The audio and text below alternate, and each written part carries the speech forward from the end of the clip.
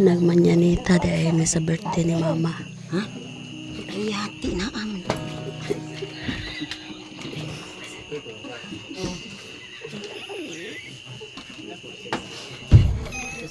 Sa lain damo.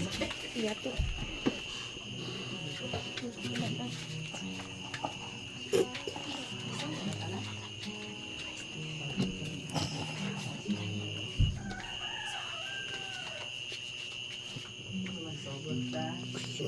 Mga isuon, mayong minta sa natong tanan. Aniya kita karon sa balay sa atong igsuon aron sa pagguyog sa iyang kalipay alang sa pagsahulog sa adlaw niya nga natawhan. Sa atong igsuon na si Sister Sita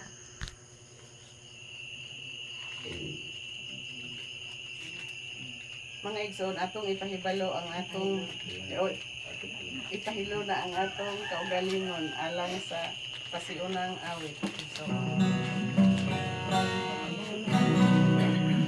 So niabot na ang langit nun nga gasa anda kasing-kasing na puno sa kabalaka mawaga ang imong banay diha sa pamahalay o sayaw pakyasa samtang ano na pahigayon ingohan mo maghiyo sa taigsoon ko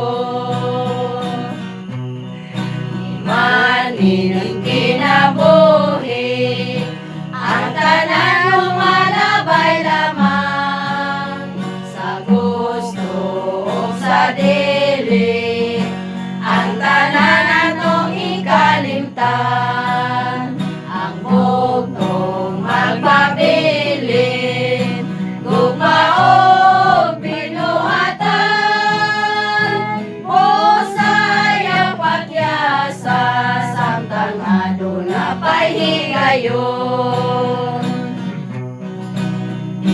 ingohan mo maghiyo sa taigsoon ko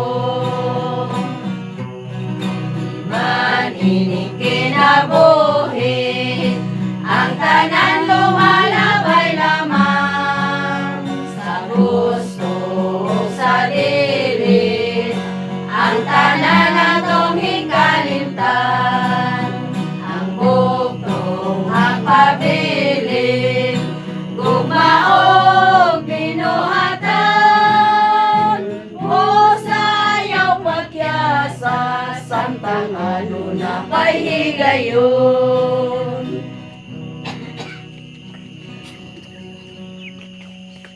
Mga igsoon atong isunod ang unang pag-ampo na ihatag ni sa atong alagad si Bilio.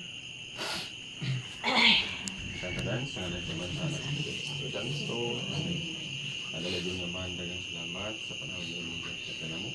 Labi na gid karon sa inyong papuntagon ay mo kami ipamata sa maayo ug iway mo sa mga kapanaguan o justisya. Dagang salamat na mahal sa kilaboy ng mga katanamo sa among mga siyan among nagatunan sa pagdaw dagang salamat dito. Napunta nga kami pinamong pagmanita magdayon kini ug sa imong para balik. Ito yung tanan akong gipangayo kinalit Kristo. Amen.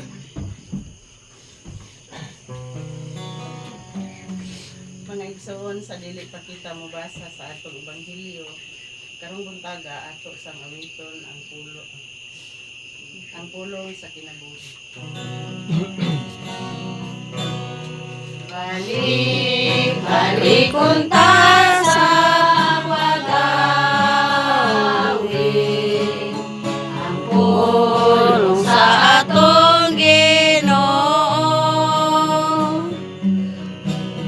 Bakit ang taon-ta ang kalamong katason sa pulong sa atong Ginoo? Pulong na matahong, o pulong kalagsaon, o pulong na ginamithi, o pulong sa kinabuhi.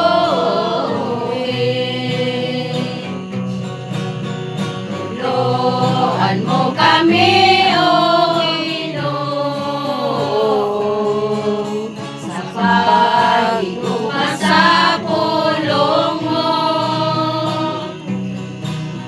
Matungkad-unta na mo ang kalalom sa pulong mo, mahal na mong Ginoo. Muna akong mama nga nag-birthday, 73 years old karon.